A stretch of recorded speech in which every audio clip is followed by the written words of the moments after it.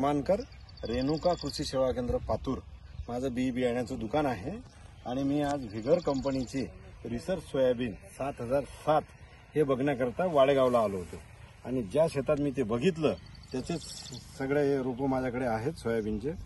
ही 3 दाण्याची शेंग आहे आणि काटेरी असून शेवटपर्यंत पूर्ण दाना भरलेला आहे आणि आजपर्यंत तरी एवढे दाना आणि एवढे 3 दाण्याची काटेरी एवढा मोठा दाना कुठलीच व्हरायटी बघितली नाही। मी आज सहज बोलता बोलता असं अधिकाऱ्याला म्हटलं की पुढच्या वर्षी मला स्वतःला पूर्ण शेतावर लावायचे 6 एकरचा टोटल पूर्ण प्लॉट। याचं उत्पन्न निश्चितच 12च्या वरच होणार आहे आणि पूर्ण म्हणजे असे आतमधले हे सगळे आतमधले झाड आहेत म्हणजे दाट असल्यावर बी माल खूप आहे आणि 100% भरलेला आहे।